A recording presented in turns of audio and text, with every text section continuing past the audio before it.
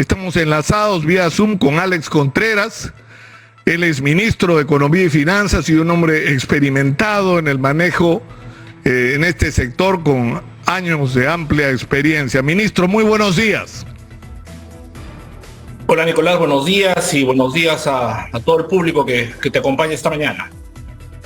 Lo que preocupa, ministro, es que hay muchísimas cosas que hacer en el Perú. Muchísimas tareas pendientes, pero estamos trabados por las circunstancias políticas, que además, en vez de mejorar, empeoran, ¿no es cierto?, las condiciones en las que estamos. Yo quisiera que empecemos por ahí. ¿Cuál es el impacto en la economía que está teniendo la crisis política? ¿Cuánto daño? Y sobre todo si sigue durando como está durando. Es algo importante que lo que mencionas, Nicolás. Hay muchas cosas por hacer, pero hay muchas cosas que estamos haciendo también. Y como lo anuncié, la última estimación era un costo de 2.150 millones. Ese es un costo en producción que, más allá de los números, detrás de eso hay MIPES que están perdiendo, personas que no pueden ir a trabajar, amas de casa que tienen que enfrentar un escenario de alta inflación porque no llegan los productos, el abastecimiento. Entonces, por eso nosotros, anticipando este proceso complicado, lanzamos el plan Compunche Perú, y en ese sentido estamos haciendo avances importantes. Como lo señalé en la última conferencia de prensa, es el plan de más rápida ejecución, yo diría, en la historia reciente.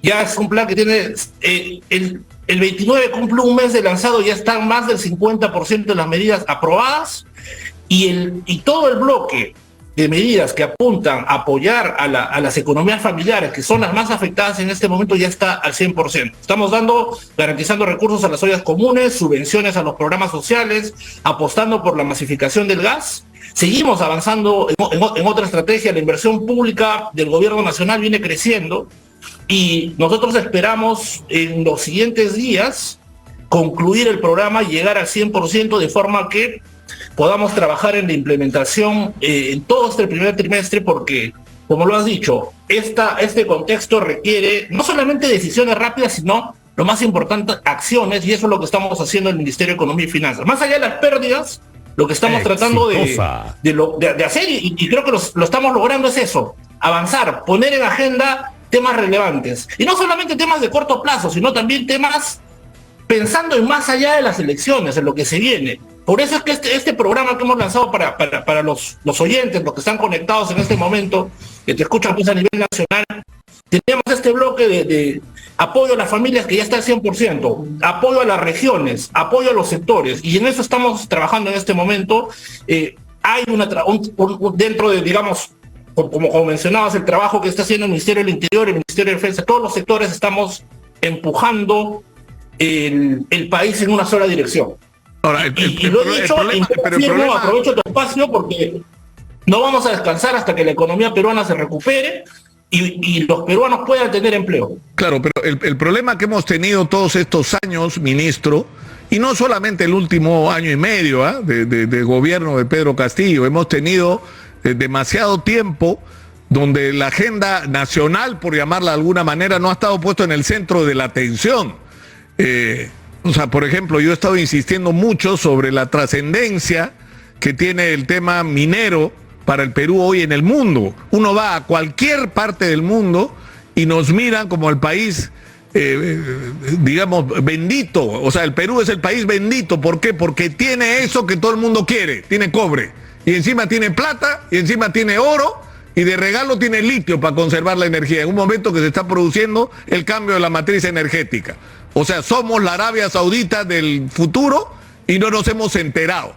Ahora, el problema, ministro, es que, por ejemplo, para resolver el problema de la minería hay que entenderse con los grandes inversionistas, pero hay que entenderse también con las comunidades que se han visto afectadas por la explotación minera, con la entrega de concesiones sobre sus territorios donde ni siquiera los invitaron, ¿no? Donde terminan siendo ellos como un factor casi externo al proyecto. Hay que resolver ese problema, pero para resolverlo hay que, al igual que otros, le digo uno, ministro, hay muchísimos otros problemas sobre los que deberíamos estar ocupándonos, pero tenemos que empezar por resolver la crisis política, que ya se convirtió en un tema, en un factor económico determinante.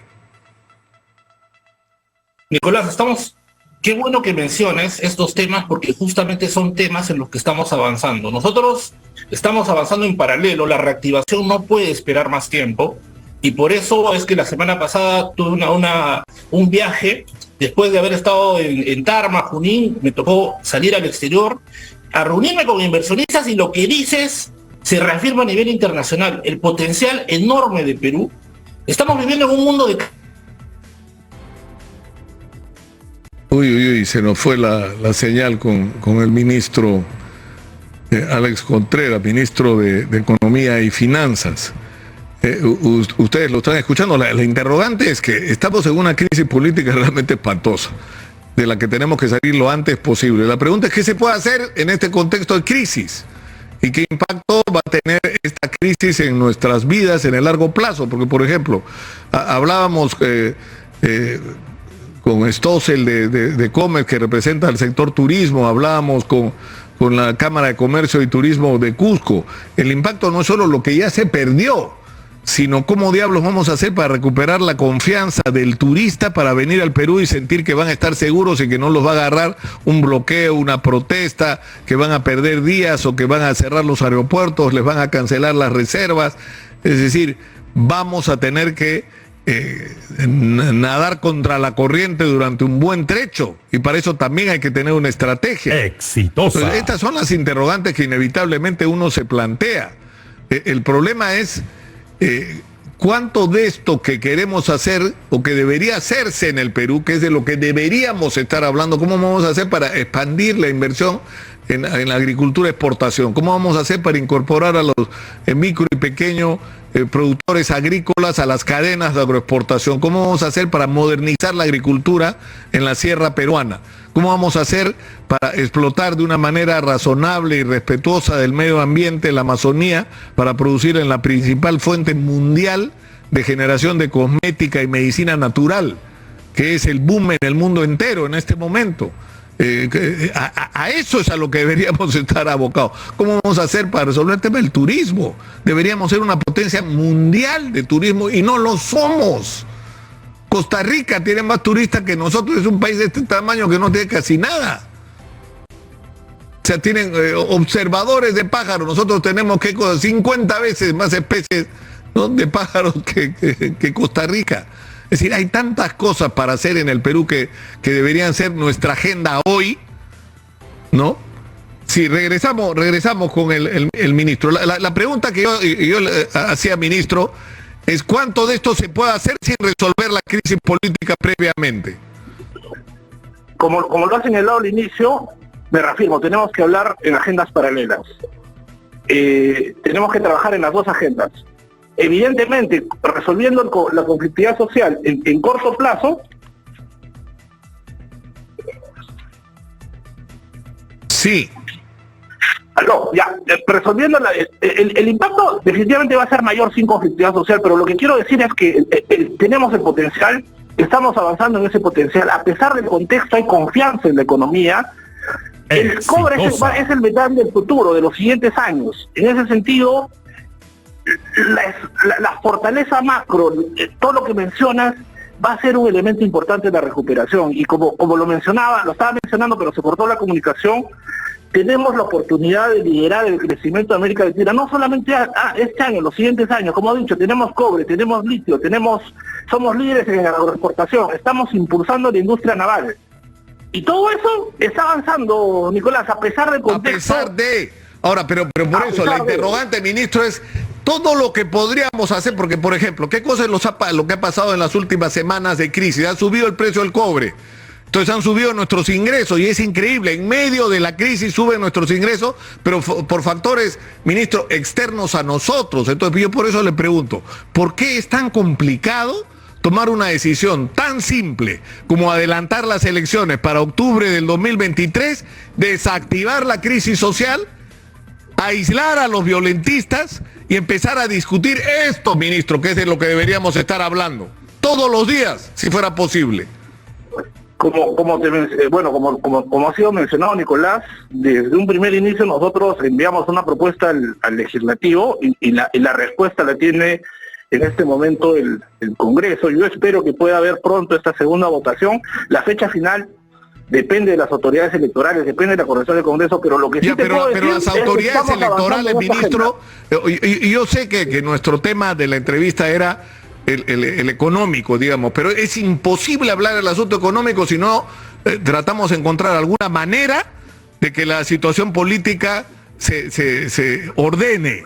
Y la mejor manera de ordenarlo es elecciones en octubre, como dicen las autoridades electorales que es posible, y que esto permita canalizar toda la discusión que tenemos por la vía electoral, que toda la conflictividad se canalice por la vía de la participación en elecciones y en el voto.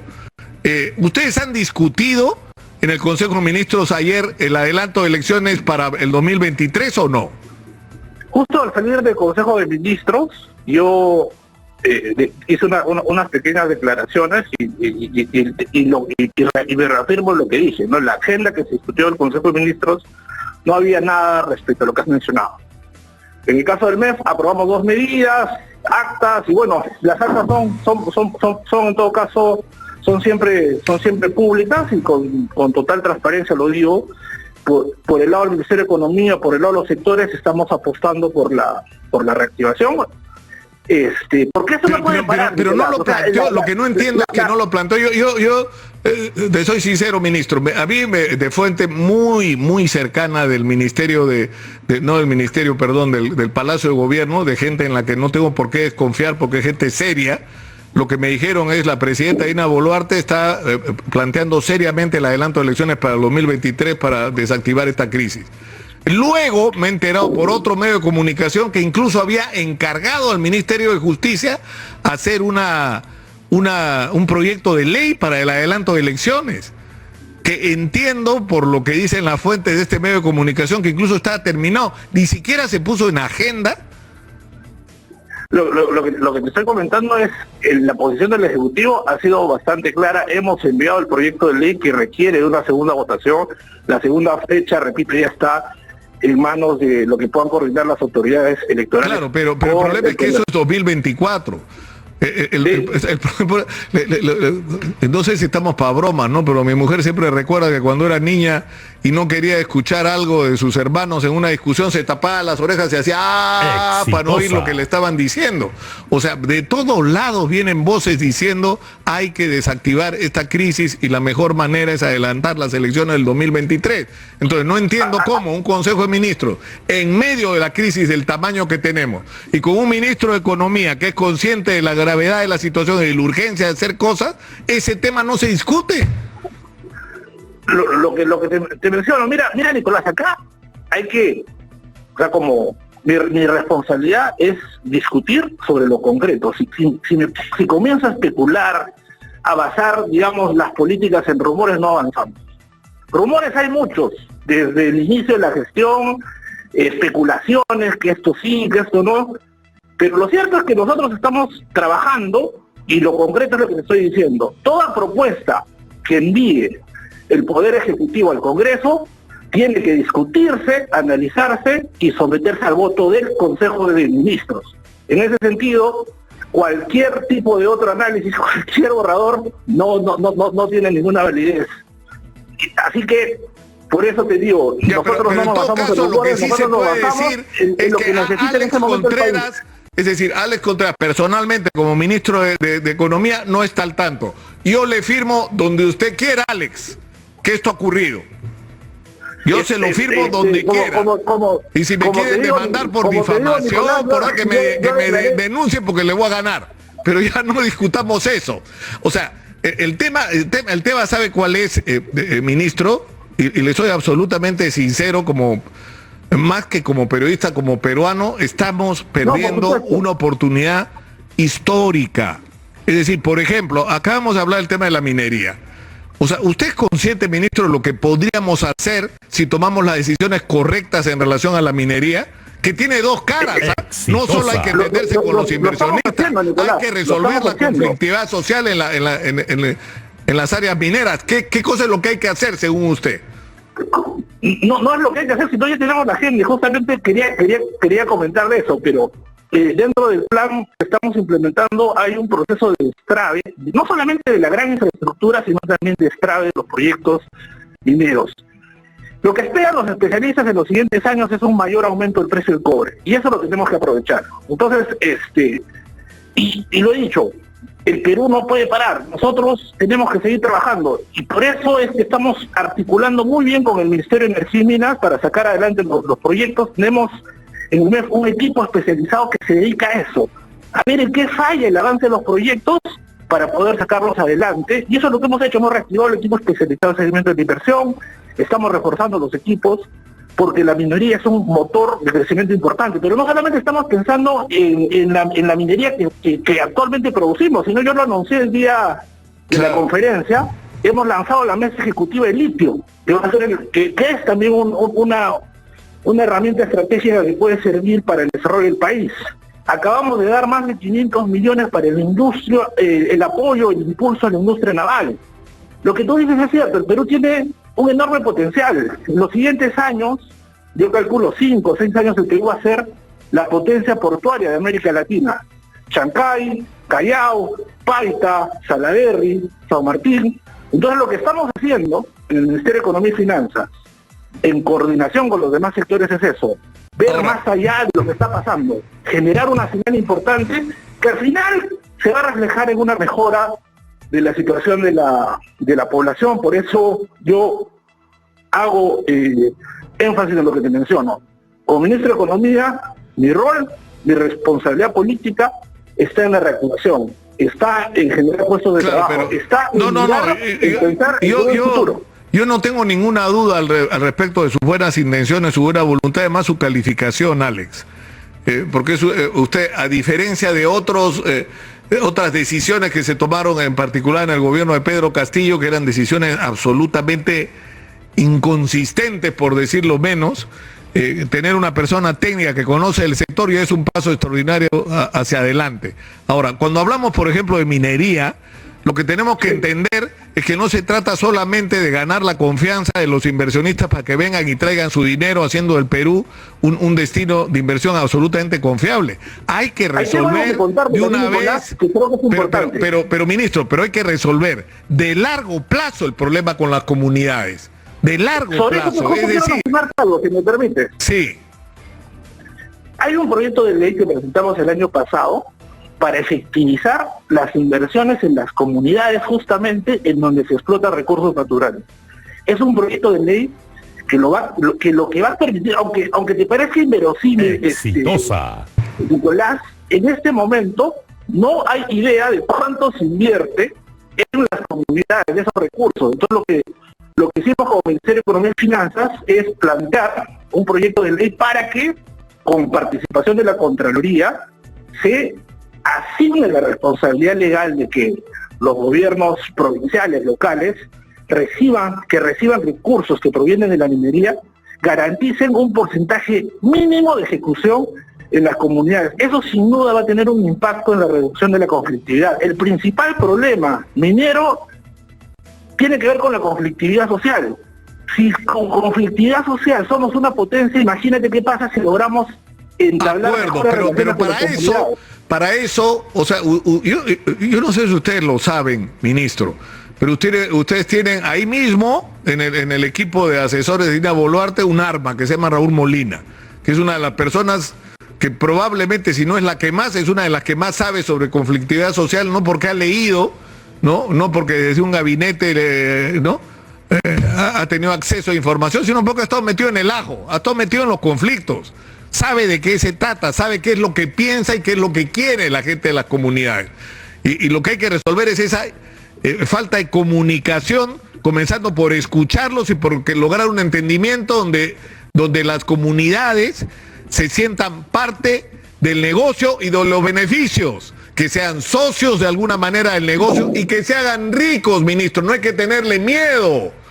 Los comuneros que tuvieron la fortuna de estar sobre territorios donde en su subsuelo hay mineral, tienen que ser ricos, porque lo merecen, porque es su territorio. Y hay gente a lo que eso le apesta, cuando eso debería alegrarnos a todos. Entonces hay que buscar fórmulas inteligentes, pero en directo contacto y relación con los propios comuneros. Hay dos fórmulas que estamos justamente elaborando para resolver ese problema. Uno es, mira, principal problema, no se ejecutan todos los recursos que provienen de la minería. Un problema uno que queremos resolver, y por eso hemos desplegado, estamos reforzando el apoyo a los gobiernos regionales, a los gobiernos locales. Ese es uno. Y dos, lo que te digo, o sea, se tiene que garantizar un mínimo de inversión, y por eso es que en el programa que hemos lanzado, el programa Componche Perú, tenemos ese componente regional y sectorial. Cuando hablamos del componente regional, estamos hablando de un paquete de inversiones de ejecución rápida que vamos a ejecutar este trimestre.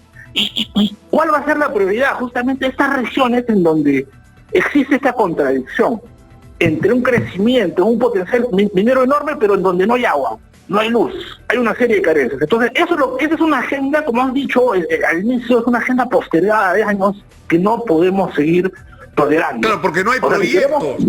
Y eso lleva, ministro, a otro problema, porque yo quisiera avanzar todo lo que podamos en el tiempo que a mí me resulta estrecho. Para hablar del ministro de Economía podríamos hablar varias horas, toda la mañana, si fuera posible. Pero uno de los problemas más críticos, ministro, ayer hablábamos con Juan Stossel de Comex, que es un hombre muy involucrado en el tema del turismo.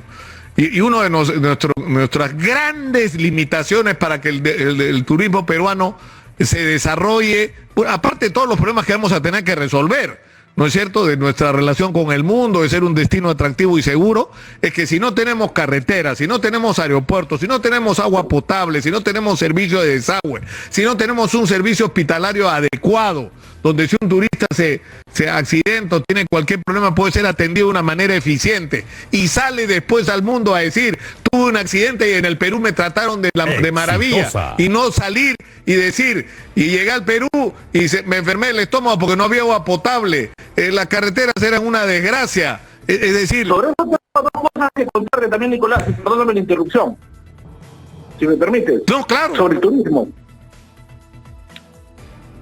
¿Me escuchas? Atentamente. Mira, el Plan Componche Perú tiene 500 millones de soles justamente para el desarrollo de la infraestructura turística, mejoras en seguridad, mejoras en aeropuertos, mejoras en accesos, mejoramiento de los atractivos turísticos como Puebla, Machu Picchu y todo el resto que tiene el país. Y se van a ejecutar este año. Y pensando en la situación compleja del sector, estamos asignando 200 millones en créditos porque el Perú es el país con mayor potencial turístico de la región y yo te diré del mundo. O sea, estamos tomando medidas. Quizás, lo digo autocríticamente, no estamos comunicando bien. Y me alegra poder estar en tu programa para decirle, pero todo lo que has mencionado está en la agenda, y no es una agenda general, es una agenda que está avanzando. Es una agenda que nos ha costado, pero que es la agenda que en este momento el Perú necesita. Ahora, y estamos avanzando en eso. Ahora, el tema, ¿qué se va a hacer con el tema de la acumulación de deudas? Porque vino la pandemia, ¿no es cierto? La gente estuvo muy golpeada, algunos, no todos, y dentro de ese no todos están sobre todo y en particular los micro y pequeños empresarios no tuvieron el auxilio que necesitaban y muchos quebraron, perdieron su negocio, tuvieron que cerrar. Sin embargo, incluso para aquellos que lograron el tener acceso a programas como Reactiva, tienen dificultades para pagar. Uno de los problemas más serios de los micro, pequeños, medianos y hasta de algunas grandes empresas es el tema financiero. O sea, ¿cómo haces para pagar tus obligaciones? Por ejemplo, en el negocio turístico, si no tienes ingreso y tienes que despedir a la gente, hay miles de empleos que se están perdiendo, no que se van a perder, que ya se perdieron. Sobre eso tengo, diría, hasta 3 anuncios importantes y quiero aprovechar este espacio para compartirlos. Uno, sabiendo lo que mencionas, abrimos la posibilidad de reprogramar todos los créditos. FAE, turismo, los créditos que vienen de el FAE Textil, los préstamos de Reactiva. Esa fue una medida que tomamos de manera rápida. Otra medida, tomando en cuenta lo que estaba pasando, fue postergar el pago de impuestos y permitir que las MIPES, que son el motor de crecimiento del país, utilicen los depósitos temporalmente, evidentemente, porque esta medida tiene que ser temporal, utilicen los depósitos para el pago de impuestos para que puedan de repente atender su planilla, pagar. Y el tercer punto que quiero anunciar acá es que estamos coordinando con la SBS nuevas medidas que ayuden a garantizar la estabilidad financiera del país y de las regiones afectadas, porque de lo contrario, lo que queremos evitar es justamente que haya un deterioro, que quiebren las empresas y que más bien generar las condiciones para una rápida recuperación. Estamos trabajando en eso y por eso anuncio y aprovecho este espacio para decirles que hemos tomado medidas y estamos trabajando en nuevas medidas que yo espero anunciar la próxima semana con el detalle que corresponde. Los créditos, postergación de pago de impuestos e incluso la creación de nuevos programas de acceso a líneas de crédito. De eso es lo que estamos hablando. Hay un programa en este momento de 2.000 millones de soles que ya estamos en elaboración de reglamento. Y el Congreso aprobó la ley, estoy hablando del programa Impulso Mi Perú. Este programa va a llevar 2.000 millones de crédito para las MIPES, con tasas, yo diría, dadas el contexto, con tasas muy por debajo de lo que en este momento una MIPE podría conseguir en el mercado financiero. Entonces, si quiero hacer un resumen, mira, estamos avanzando en minería, estamos pensando en el futuro, pero sin descuidar las necesidades más urgentes de las MIPES, de las familias. Ministro, Susana Saldaña, que es una vocera absolutamente representativa, al igual que la gente de Mesa Redonda y de otros sectores, se quejan de el tema de las compras. Es decir, hay un compromiso que incluso está reglamentado con respecto a que el Estado está obligado a comprarle a los micro y pequeños empresarios peruanos. Y lo que dice Susana Saldaña es que ellos siguen esperando y todavía no ocurre lo que ya debía estar ocurriendo. Sobre todo en la circunstancia actual, que ustedes se imaginan lo que están perdiendo. Perdieron la campaña navideña y están a punto de perder la campaña escolar. Ese es un buen punto y por eso es que cuando con el Ministerio de la Producción, como parte del programa Compunche Perú, se lanzó el programa Compunche Productivo. Y ese programa Compunche Productivo tiene un conjunto de medidas que van a favorecer justamente a lo que tú mencionas, para comprarles en este momento a las MIPES. Lo que te comentaba al inicio, hemos aprobado 500 millones para el fortalecimiento de la industria naval, pero en sencillo, ¿qué es este fortalecimiento? Vamos a construir naves, barcos, patrulleras, una serie de equipamientos que van a reactivar la industria metalmecánica. Estamos trabajando, como le mencionaba, en coordinación con Produce para seguir comprando, y en este momento te puedo anunciar que estamos también pensando, yo lo voy a decir de esta forma, de manera casi obsesiva, en cómo apuntalar el crecimiento de las MIPES. Uno, tenemos cosas, Impulso Mi Perú, 2.000 millones, Compunche Productivo, que lanzó la ministra Sandra, a quien agradezco su trabajo, su apoyo muy coordinado. Ayer tergiversaron unas declaraciones mías, aprovecho este espacio para reconocer su enorme esfuerzo, su valía, y como te digo, seguimos avanzando. Es una agenda, como verás, a veces yo trato de hablar rápido justamente para poder contar todas las cosas. Para poder decirlo todo. Ahora, ¿qué pasó con la ministra de la Producción? Porque en un momento como la ministra de la Producción termina siendo clave, ¿no? Por supuesto, pero mira, todos somos como lo decía, todos somos un gabinete muy unido. Cada uno tiene pues hay factores personales que pueden intervenir, y en ese sentido, como te digo, se ha podido coordinar muy bien, y lo importante es que la ministra Sandra ha dejado una agenda de Produce que por el lado del mes vamos a continuar. Pero digamos, renunció, ¿por qué? ¿Por razones políticas? ¿Porque no está de acuerdo con la manera como se está manejando políticamente el asunto? No conozco los detalles exactos, pero al parecer es un tema muy personal que yo prefiero respetar, no mencionar, y más bien aprovechar el espacio para agradecer, y creo que el rol del mes va a ser acompañar a él o a la siguiente ministra en que este programa Compunche Productivo, que desde lanzó su gestión, se puede ejecutar al 100% porque tiene un componente muy importante para las MIPES. Entonces, a modo de resumen, estamos trabajando minería, sectores productivos, MIPES, producción, préstamos, apoyo a las familias vulnerables, y lo que viene, y también tiene que ver mucho con lo que has mencionado, es justamente la reactivación focalizada en las regiones, en las localidades donde hay mayor conflictividad social. Y aprovecho ese espacio para hacer un llamado a que los alcaldes sigan reunidos. En esta semana me he reunido con alrededor de 7 gobernadores regionales y ya tenemos una agenda para Junín, para Ayacucho, para La Libertad, para Moquegua, para Pasco, y esta semana espero reunirme con más gobernadores regionales porque todos debemos mirar hacia el mismo lado y espero de verdad pronto que se pueda lograr esta pacificación, esta reducción de la conflictividad para que estas cosas que estamos haciendo se puedan implementar de manera mucho más rápida.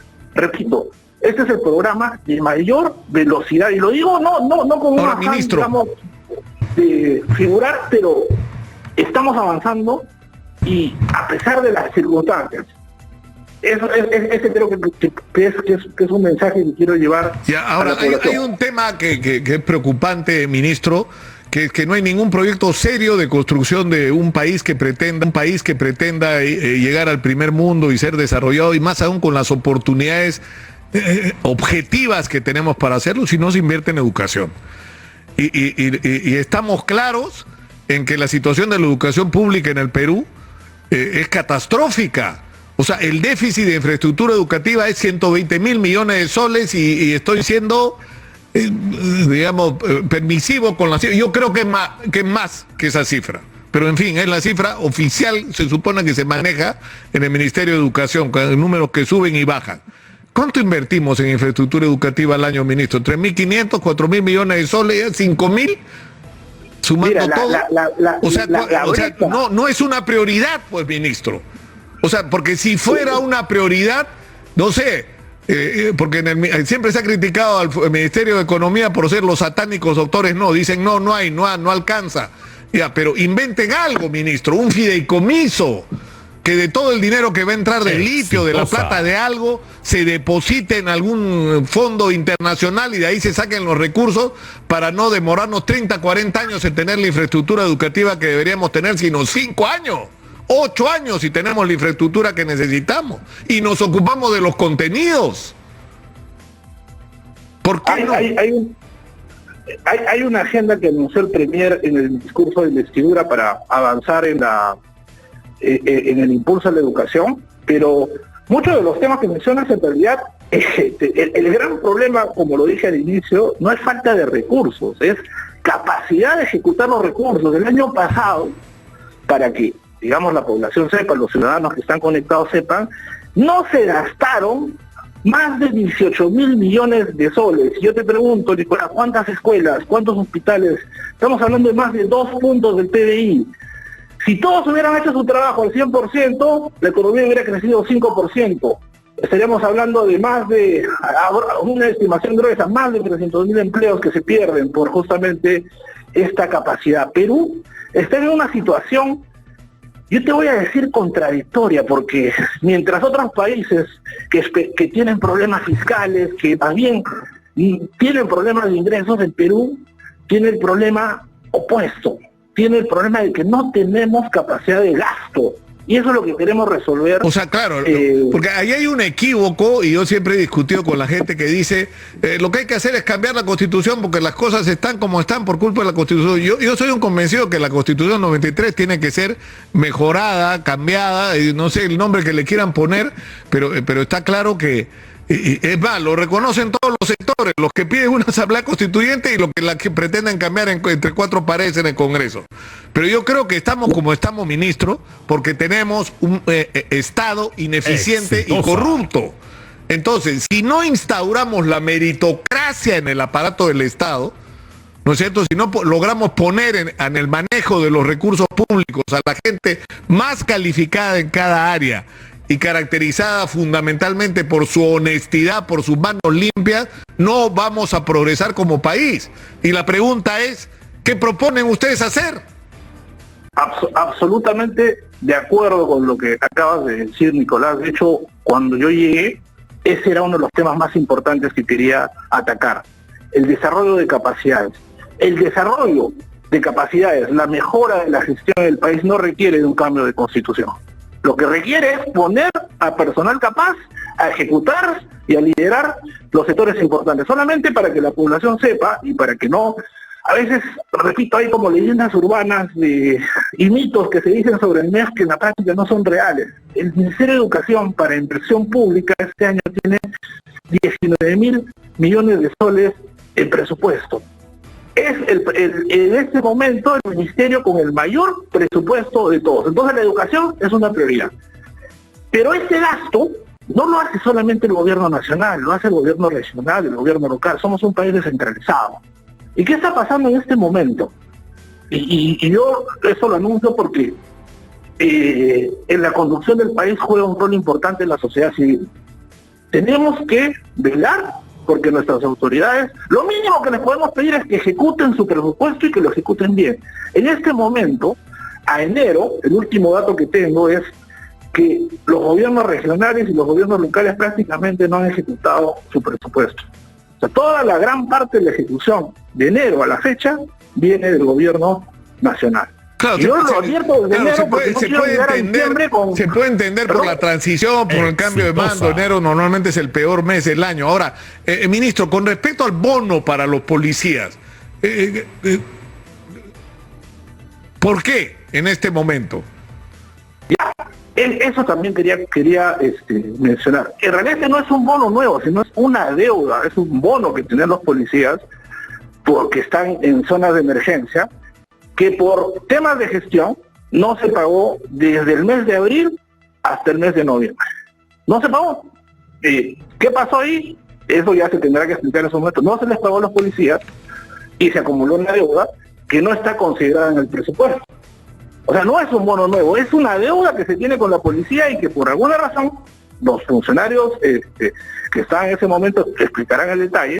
Entonces lo que queremos hacer es corregir ese problema, porque es una deuda del Estado, no es un nuevo bono, no es una bonificación adicional, es algo que ya tenía marco legal y no se pagó. Y el Estado lo mínimo que tiene que hacer es cumplir y honrar sus deudas, y eso es lo que estamos haciendo. Ahora, ¿cuál es la proyección que tienen ustedes de crecimiento y de inflación, así como estamos, ministro? Mira, este año, como lo he mencionado, la proyección de crecimiento la estamos manteniendo.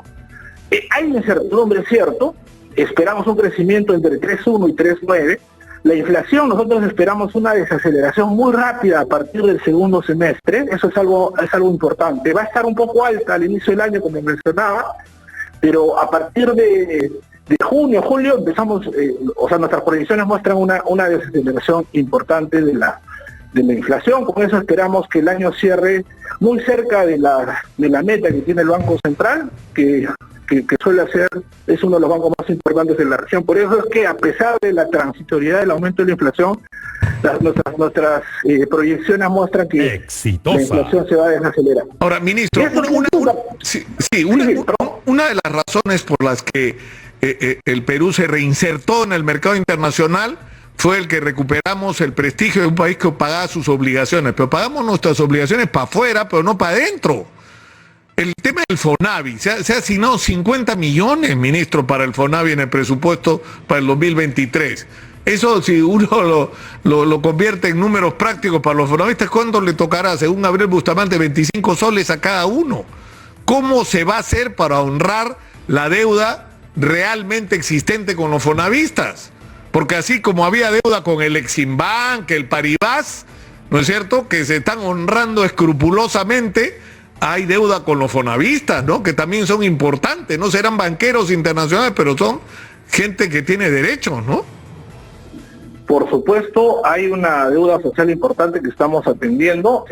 Hay un presupuesto en este momento de 1.400 millones para atender la ayuda social. Y en el caso del FONAVI es importante aclarar, gracias por la pregunta, Nicolás, los 50 millones son recursos que están en el presupuesto, pero no son todos los recursos que tiene el FONAVI. En este momento hay una comisión que está a cargo del FONAVI, y el FONAVI tiene todavía unos recursos. El detalle exacto de cuánto tiene lo tiene esta comisión, pero en realidad no es como se ha dicho que se va a pagar solamente esos 50 millones, se va a dividir entre los 2 millones de Fonavista, con lo cual va a ser muy poquito. No, en realidad es lo que está en el presupuesto. Entonces, ¿cómo se atiende la deuda del FONAVI? Uno, lo que se ha puesto en el presupuesto, más en este momento cuánto es lo que tiene en caja el FONAVI, es el primer elemento.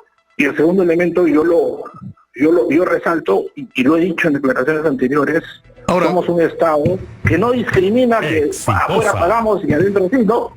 No, pero eso pero lamentablemente es exactamente eso lo que ha estado ocurriendo. Ahora, para regresar al tema del bono, a los policías, algunos críticos han interpretado esto como un manejo político de una reivindicación legítima, es decir, ¿no? Como te acabo de mencionar, esto no es un bono nuevo. Porque Otárola habló de un bono extraordinario, como si estuvieran premiando a los policías por su comportamiento, pero usted lo que nos está diciendo es que en realidad le están pagando una deuda que tenían con ellos, ¿no?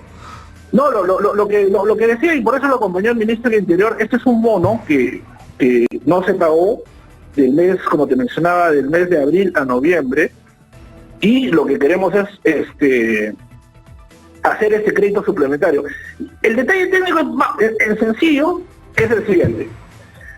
Tenemos una autorización de gasto, y bueno, cuando hay temas adicionales que no están en el presupuesto, o se atienden con los fondos de emergencia, que no se pueden usar para este caso, o se envía al Congreso un proyecto de ley para atender este pago. Y eso es lo que vamos a hacer. Nos acaba de escribir Susana Saldaña, representante de la gente de Gamarra, que dice, ¿por qué en Punche, Perú, no han considerado los textiles?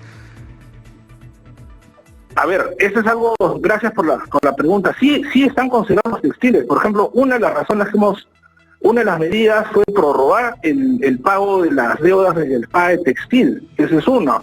Dos, el programa Impulso a Mi Perú, repito, son 2.000 millones de soles.